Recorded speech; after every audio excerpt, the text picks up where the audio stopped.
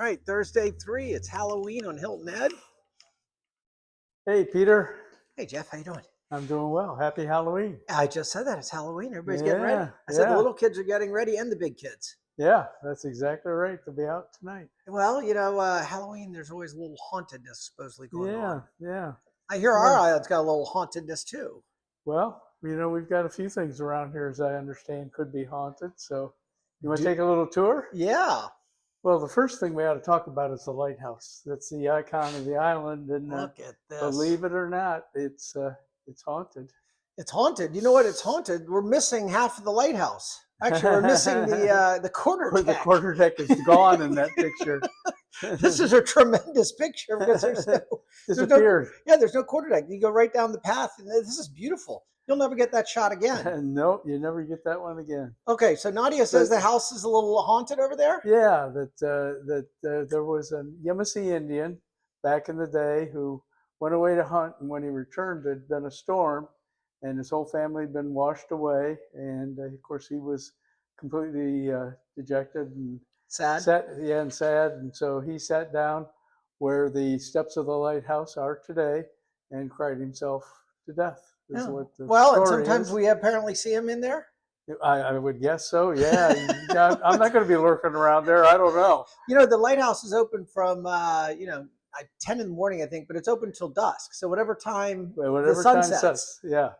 So, and I'm going to be gone before that. Yeah. I don't want to be anywhere near that place. Got it. Yeah. All right, let's get a second one. All right, what do we got here, Jeff? Here we got the second one, and this is in Six Oaks Cemetery. This doesn't look spooky at all. This looks beautiful. It looks very, quiet, and it was a quiet morning. It's gorgeous. But most cemeteries perhaps are haunted, and well, I don't like to go at night. Just leave it at that, right? Leave it at that. Leave it at that. But it's beautiful during the day. Gosh, those when you're down here in Hilton Head, there's not a single light anywhere. So the light goes dark. The sun goes down. Yeah. That cemetery is going to be pitch black. The only thing you're going to have is starlight and moonlight, assuming you have it that right. With those tree covers, you're not going to see any of that. That's right. That is a gorgeous shot. Very spooky though. Not really, but I get it. Here is the third area. This is the ruins at Baynard Cove, and right on Plantation Drive. Yeah, right off Plantation Drive. And actually, I think you have a little of the story there. Right? Well, I've heard that this is on the spookiest stop of the spookiest places in South Carolina with Saucy Jack Baynard. Saucy Jack. Saucy Jack. What, Saucy Jack Stoney and William Baynard? Yeah. Those are the two.